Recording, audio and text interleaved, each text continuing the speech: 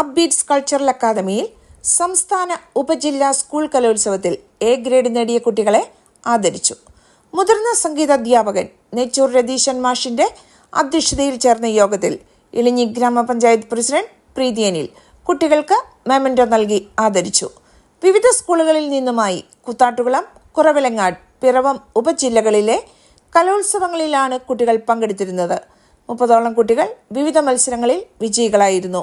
Academy director Sridevi Shreyas, രക്ഷാധികാരി കുമാരി വിജയൻ, സംഗീതാധ്യാപിക ജിജി ചാക്കോ, അജേഷ് വിജയൻ തുടങ്ങിയവർ സംസാരിച്ചു. കലോത്സവത്തില്, സ്കൂൾ ഉപജില്ലാ കലോത്സവത്തില് നമ്മുടെ അപ്ബീറ്റ്സ് അക്കാഡമിയിൽ നിന്ന് എ ഗ്രേഡ് മേടിച്ച കുട്ടികൾക്കുള്ള ഒരു ആദരവാണ്.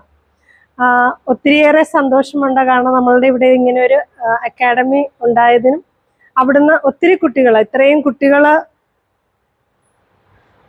സമ്മാനത്തിന് അർഹരാകുക എന്ന് പറയുന്നത് ഏറെ അഭിനന്ദനീയമാണ്.